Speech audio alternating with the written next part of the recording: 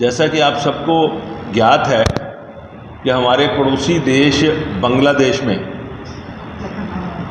राजनीतिक उथल पुथल और एक बगावत के चलते एक बहुत बड़ी अनरेस्ट हो गई।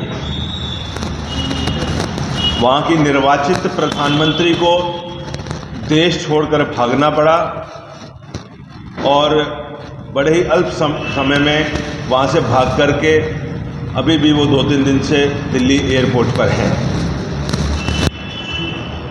उनके देश छोड़ने के बाद जिस तरह की सूचनाएं आ रही हैं, उपद्रवी और अराजक तत्व वहाँ पर हावी हो गए हैं और स्थानीय पुलिस और आर्मी कानून व्यवस्था को बनाए रखने के लिए कुछ काम नहीं कर रही है।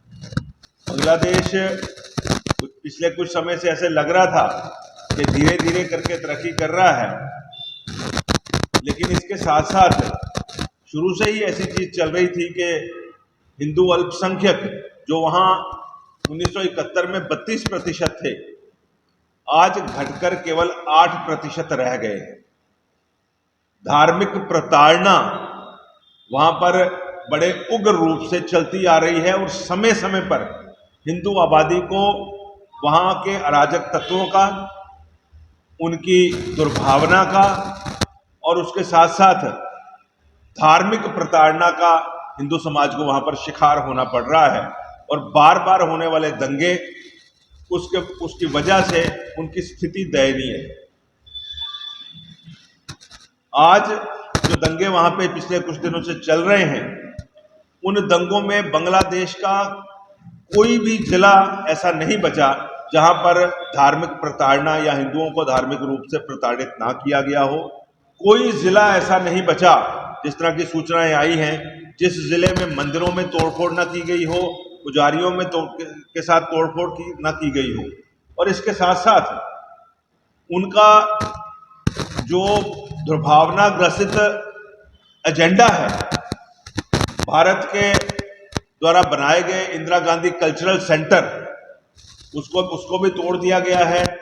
उसके साथ साथ भारत सरकार के द्वारा उनकी रक्षा के लिए, उनकी सेवा के लिए भेंट की गई एम्बुलेंसेज, उनको भी जलाया गया है। और बहुत सारे व्यापारिक प्रतिष्ठान जो हिंदू समाज के थे, जो हिंदू बंधुओं के थे, उनको भी तोड़फोड़ की गई, जलाया गया और लूट खसूट की गई।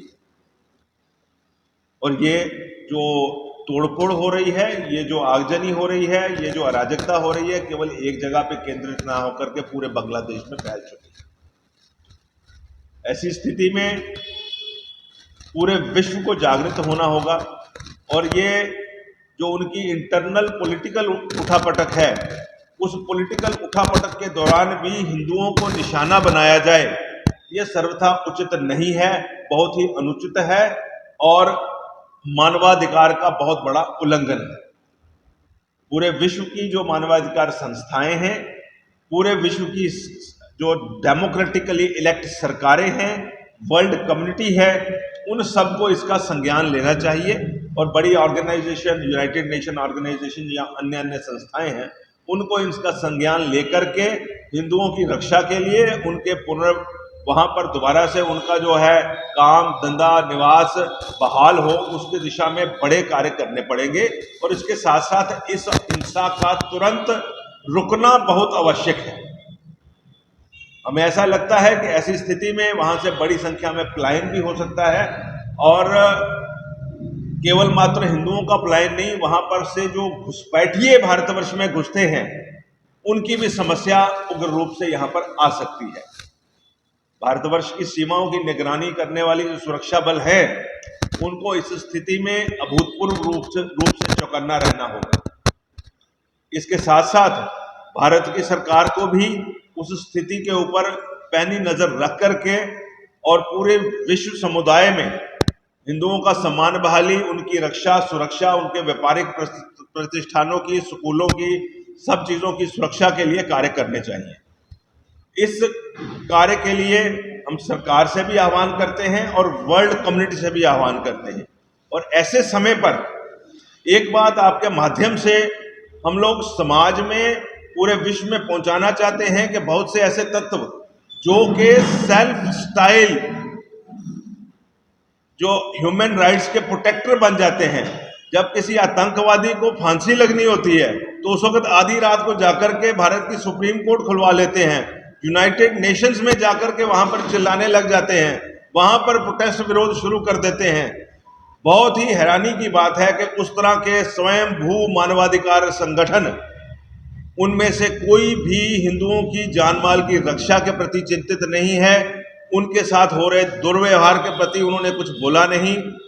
हिंदुओं के जान माल का जो वहां पर नुकसान हो रहा है, हिंदू व्यापारिक प्रतिष्ठानों का जो नुकसान हो रहा है, हिंदू सांस्कृतिक प्रतिष्ठानों का जो नुकसान हो रहा है, हिंदू मंदिरों का जो नुकसान हो रहा है, उन सब के विषय में ऐसी मानवाधिकार संस्थाओं ने कोई आवाज नहीं लगाई। बहुत सारे उदाहरण हमारे सामने आ रहे हैं। इस्कॉन टेम्पल पूरे कोविड के समय के दौरान वहां के स्थानीय नागरिकों को भोजन करवाते रहे, जिसमें 92% मुस्लिम समुदाय थे, और उसी मुस्लिम समुदाय ने आकर के इस्कॉन मंदिर को आग लगा दी, पुजारियों को मारा। बहुत सारे मंदिर ऐसे हैं जिनकी तस्वीरें, वीडियो सोशल मीडिया पर हैं, जहां पर बांग्लादेशी मुसलमानों की उन्मादी भीड़ जो है उन मंदिरों में तोड़फोड़ कर रही है, भगवान के स्वरूप के साथ निरादर किया जा रहा है और पुजारियों को मारा पीटा जा रहा है, और बहुत से लोगों को उसमें जान भी अपनी गंवानी पड़ी है। आपके माध्यम से हम एक बार पुनः विश्व समुदाय को और भारत सरकार को, दोनों को अपील करते हैं कि इस घटनाक्रम के को लेकर के उचित कदम, जिससे कि हिंदुओं के जानमाल की सुरक्षा हो और बांग्लादेश में लोकतंत्र की पुनः बहाली हो, ऐसे कदम उठाए।